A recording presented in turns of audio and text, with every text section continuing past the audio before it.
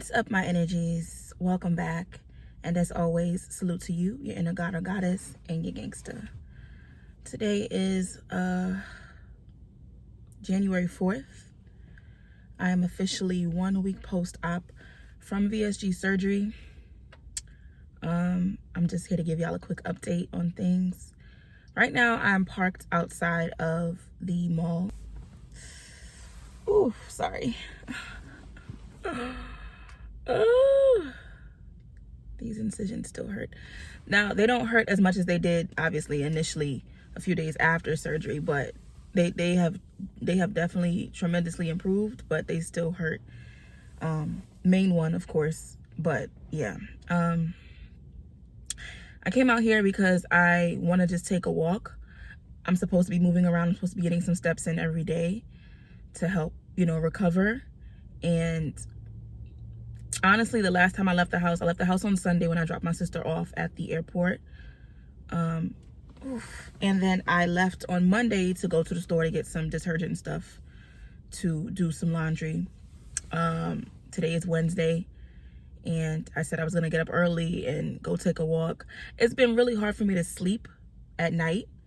So part of it being the pain, and I don't know if it's the medication or having been in the hospital. They would interrupt you like every few hours to give you meds, so I couldn't really sleep through the night anyway. So I think my body is just in that mode still. So I've been going to bed extremely late, like I went to bed at 5 o'clock in the morning.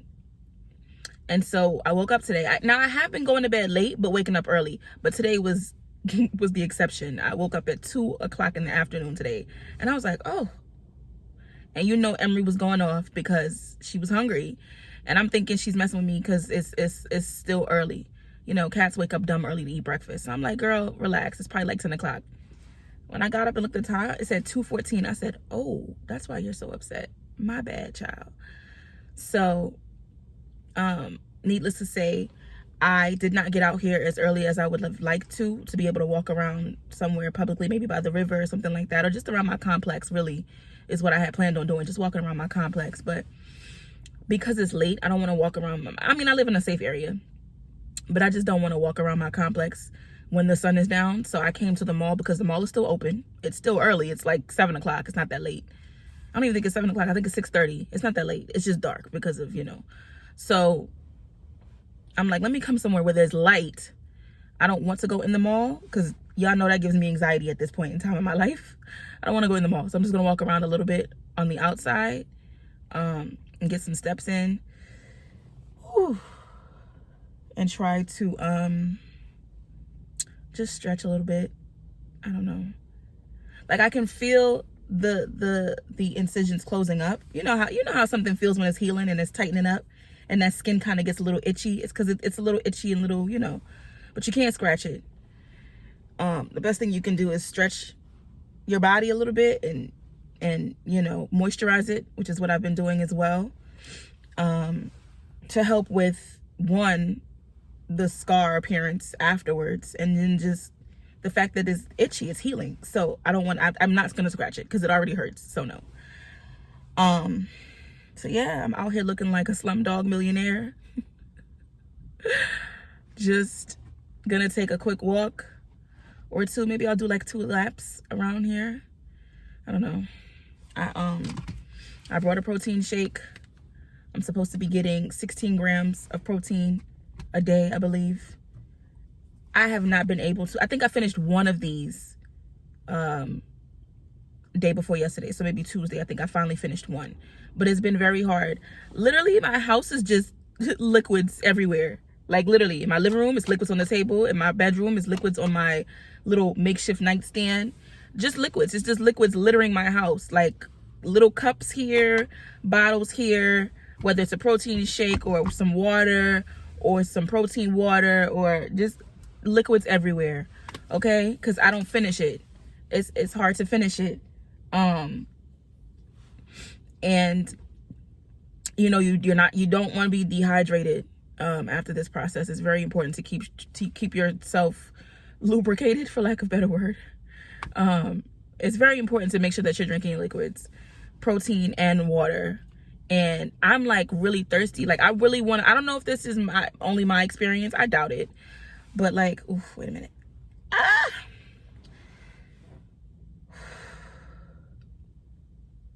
Sometimes I get like my breath gets short, which is why the walking is supposed to help, because I have like a shortness of breath. And deep breaths as well are supposed to help. I forgot what I was saying. My experience has been that I'm thirsty, right? And not for lack of drinking. Maybe I probably do need to get more fluids in, but I just want to take a bottle of water and gulp it. And I know that I cannot do that, because the minute I take a sip that's too big or too many sips in a row, without, spreading it out a little bit, I feel the liquid going down my stomach, and it doesn't feel good. I mean, it mostly feels like gas, but like you can literally feel the liquid like going down into your stomach. It's the strangest thing, because normally when you eat, you don't necessarily feel the food going down or the liquid going down, but you can feel it after this. Okay, so it's not a pleasant feeling. So I tried to space out my sips, obviously 1 minute apart. And I try not to take too big of a sip, but I've been thirsty. Like I want to take some water and throw it back. I want to throw it back. I just can't. So it's that also is a form of like discipline and self-control that I'm learning in this process, at least for a few weeks. You can't just be picking things up and taking it to the head. You know what I'm saying? You got to space it out. Make sure you're not taking too much fluid at one time. But I've been thirsty. I've been thirsty, and I'm telling y'all, I've been drinking everything. I've been trying to drink the protein shakes, the protein water, the medication. I'm out of the gabapentin now, and I really can see how people get addicted to prescription drugs. As bad as that sounds, like the gabapentin was gabapentin, okay? Put me right to sleep. Didn't have to worry about a thing. Didn't feel a thing.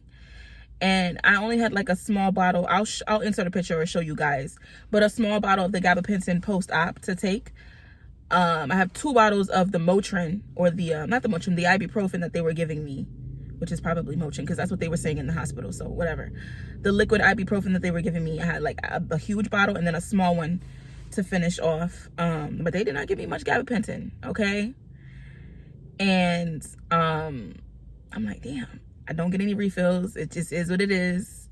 But it, whatever. I'm not gonna overdo it. I have no intention of reaching out like, hey, can you give me some more? No, I'm okay. Tomorrow is actually my first appointment with my dietitian since surgery, since pre-op. Honestly, I ain't seen Sarah in a long time. So tomorrow's my first appointment for that. That's about an hour. And then I have therapy. Excited to talk to my therapist. We spoke before Christmas and let her know how I'm doing and everything, and that's pretty much it. I go back to work on Monday. I am not looking forward to it.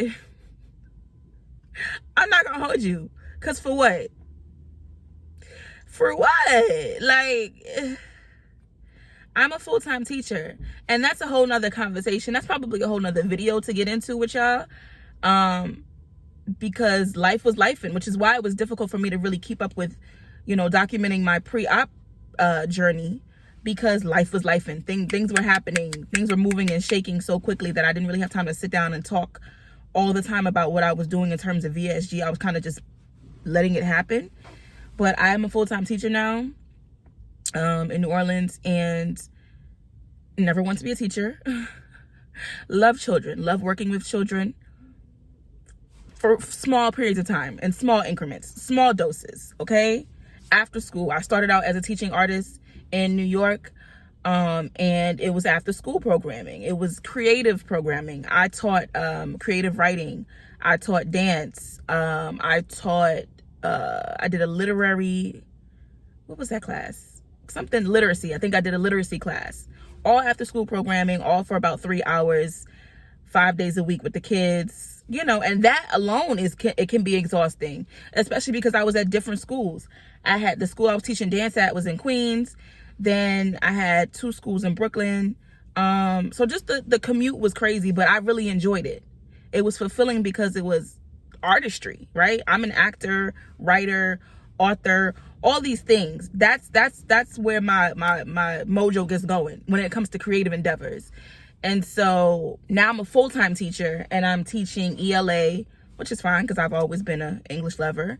I'm teaching math primarily, a little bit of science, a little bit of social studies. That's a whole nother conversation that we would have to get into on why it's like that. But I don't love it. And I started out as a TA at that school, and then things happened, and I stepped up and said, okay, I'll be a full-time teacher for 3rd grade, and love the kids. You know, they get on my nerves. I'm not gonna lie. Some of y'all have kids, you know, they get on your nerves because y'all be ready to send them back to school. So yeah, they get on my nerves sometimes. The parents are a trip for sure. It's just different levels. The children, the parents, the organization sometimes can be difficult to navigate. So it's a lot. But that's something else. Anyway, not necessarily looking forward to going back to work. Got to get the bills paid. Got to feed my cat. It is what it is. So we're going to see how that goes as well. Once I get back into the swing of things and having to be just a little bit more active. I wasn't super active because I typically am sitting at my desk unless I'm giving a lecture on something. But, you know, we're going to see how it's going to be. I have a whole nother week of this liquid diet. There's a 2-week liquid diet post-op for VSG surgery. My pre-op diet, it wasn't that difficult. It was 2 weeks, but I could have a meal. This is just straight up liquids, and it is kicking my ass, okay?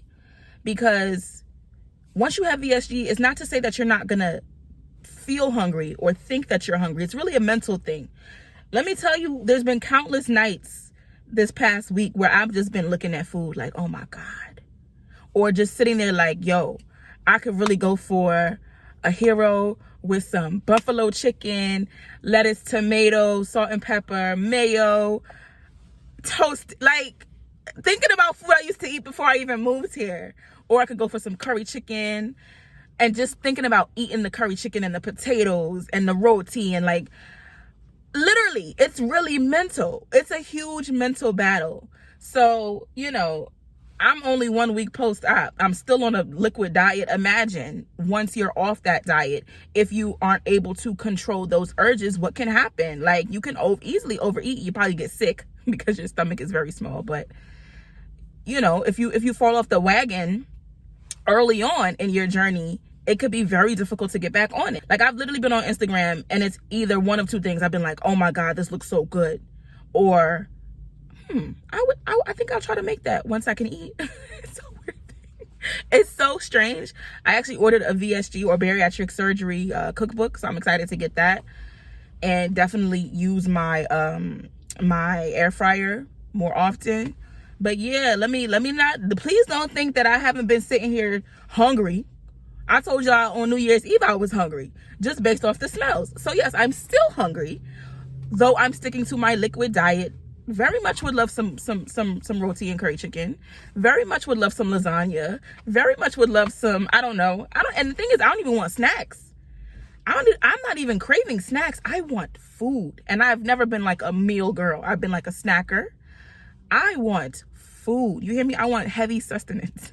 I want grilled chicken breast. I want fried chicken, baked chicken. I want rice, and that's gonna be a thing because I'm West Indian, and you know we're big on the starch. We're big on the rice and the potatoes, and not necessarily pasta, but I love pasta. But yeah, so nah, your girl been fiending. I've been fiending for some food. No, for real.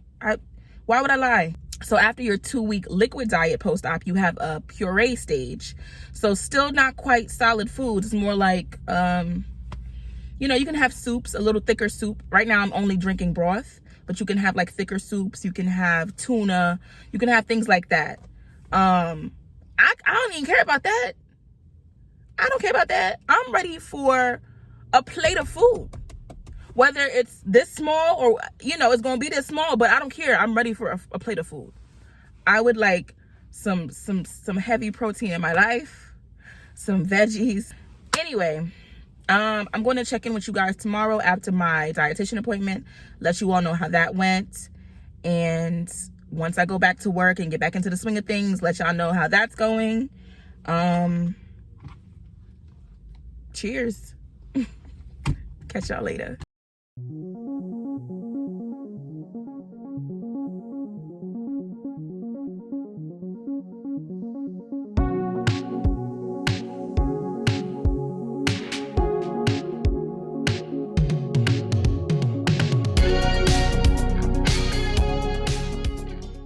The email told me to come to the clinic. I should have known it was at the dietitian clinic.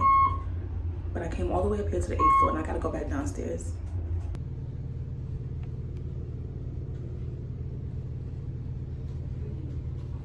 So I not too long ago left my dietitian appointment, just had my therapy session. I feel like I could have just stayed home. Apparently the post-op dietitian appointment was optional. I did not know that. I thought I had to come. So I begrudgingly left my house today to get here for 1:30. But it was okay. I could have just read my packet again. Same packet they gave us during pre-op, way in the beginning of the process. I could have just read that and been fine. It was just 3 of us in the class. It was me, a lady, and a guy. And this lady would not shut up. She just kept asking questions and kept talking about, oh, here go the guy right here. I think he had his 2-week post-op appointment with the doctor today as well, right after the class. So she just would not shut up. She just kept interrupting the lady, asking questions. If you're one of those people that's gonna interject every time somebody says something to say something else or to ask a question, it's really annoying. Like, hold that shit until the end, please. Essentially what it sounded like is sis is trying to eat regular food when she's only in the soft food diet. Like, that's the stage that she's in. She's on soft foods, but she want to eat a whole stuffed pepper. She literally, the last question before I left, because I had to come out here to have my therapy session, she asked the dietitian, she was like, you know how we prepare stuffed peppers here in New Orleans with like the breadcrumbs and the ground beef and everything? You know, you think I could have that? You know, if I just don't do it with the breadcrumbs? And the dietitian was like, I would wait. I would wait until you're at least a month out. And just for beef in general, beef, whether you've had surgery or not, beef sits in the stomach longer. It takes longer for beef to digest. She's already eaten beef. Like, they don't really recommend you eating ground beef, you know, in your soft food stage. Ground chicken, ground turkey, tuna, ground salmon, whatever. Fish, she said, digest the easiest when you're in your post-op diet, in your soft food stage. That's what they recommend. This lady in here eating ground beef and then talking about making a stuffed pepper. Miss, are you okay? You cannot eat that. Why do you think that's something that you should be eating right now? 2 weeks post-op. Like, let's be for real. What I realized in sitting there listening to them talk and listening to this lady ask all these questions about what she really is not supposed to be eating right now, is that once I get to my soft food stage, it's a level up. So things get a little bit more complicated. And while I cannot stand this liquid diet right now, I can't stand it. I walked in there with this, drinking this. While I can't stand it, I am excited to move to the next stage, but I'm going to be a little bit, you know, cautious with things because I don't want to eat nothing crazy. Really and truly, I just want to have some tuna. I will take tuna. I will eat tuna every day if I have to. I have no problem with that. Now, she did ask if all 3 of us were getting in at least 60 grams of protein, and I told her no. I told her I'm not. I'm not gonna lie. For what? It's my body. Like, why would I lie about that? Just because I told y'all, like, already, I cannot finish a protein shake to save my life. I've only finished 1 thus far. And so she was like, you know, just try your best to get it in. You do need to be getting in 60 grams of protein. So 60 grams of protein a day, and then up to 60 ounces of fluids. So she was like, how are you doing on the fluids? And I'm like, I'm good. Like, I told her, like, there's little bottles all over my house, whether it's coconut water, regular water, water with the freaking Miralax in it, because I haven't had a normal bowel movement, so I have to take Miralax. I was supposed to have if I hadn't had a normal bowel movement by Monday, they told me to get some Miralax. So I got the Miralax on Monday. And still my bowel movements aren't normal. So there's that. So it's either coconut water, Miralax water, regular water, Gatorade Zero, protein water. I still got a protein water in here that I did not finish. Like, it's just tough. It's tough to get all the fluids in, to get all the medicine in, to get all the protein in. What I did learn is that, you know, she told us that getting in your protein now sets the stage for 3 months out. A lot of people talk about 3 months out being when they start to see the hair loss.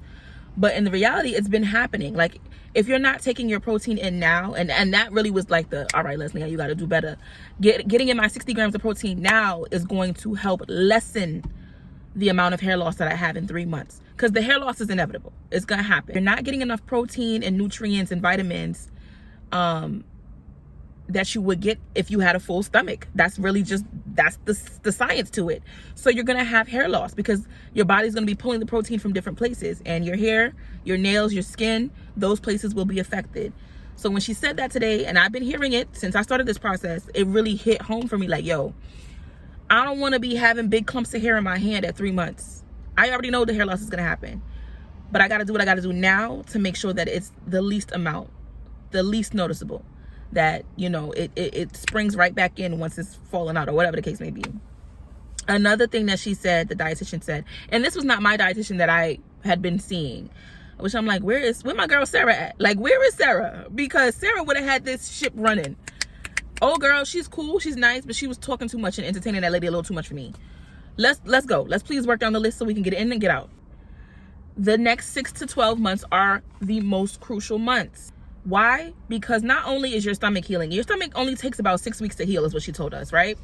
So that's not it. But your body is healing. Your body is adjusting, right? And 6 to 12 months is crucial once you've had bariatric surgery, because if you're not monitoring your calorie intake, if you're not monitoring your carbs and your starches and all that kind of stuff, and if you kind of slip back into old habits, you're not going to lose much weight, because this is when your body is working overtime to lose all that weight. That's how people lose a tremendous amount of weight, and they're able to keep it off because once they've set the tone, they can just maintain it. If you're not doing that 6 to 12 months post-op, she said you're not going to lose much weight, and chances are once your tool has slowed down, right? Your tool is your sleeve, your little sleeve stomach. Your new stomach is your tool. They call it a tool, right? Once your tool has slowed down and your weight starts to go back up, because it'll start to go back up once you're a year out, it will go up increasingly fast because you haven't been doing what you're supposed to do, and you didn't take that 6 to 12 months to really go hard, go ham, and do, no pun intended, but go ham and do what you're supposed to do. So that was like, all right, got to make sure I'm on it. Got to make sure I get my protein in. Got to make sure I'm utilizing the 6 to 12 months to eat right, to work out, to stay active, and all the kind of thing, and to also really document the journey. What else did she say? It takes 2 weeks for your red blood cells to regenerate. I did not know that. And I think that came up because we talked about how, you know, we might stand up and we feel a little lightheaded, or like I told y'all, I feel winded when I walk a little too much, or it's just because my red blood cells are repopulating and all that kind of stuff. So you will feel fatigued. Yeah. What else? I need to be taking my calcium 3 times a day. I've only been taking it once. Gotta up that. I keep forgetting to take the second multivitamin. Now I know I need to take my calcium chews 3 times a day. Okay. I ordered my pill organizer. I do have it. I'm gonna go home and set my stuff up. So I really am getting my calcium in, getting all my multivitamins in and everything. This was another question I had, because I saw so many women or whoever on YouTube that had the surgery, and they were also adding other supplements, and they might have been taking B12 or all this other stuff.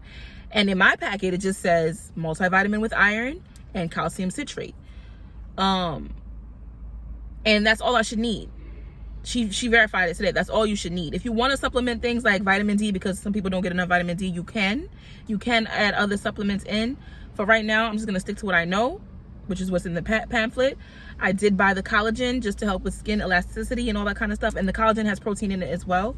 It tastes disgusting when added to water. But I added it to some coconut water yesterday, and it didn't taste too bad.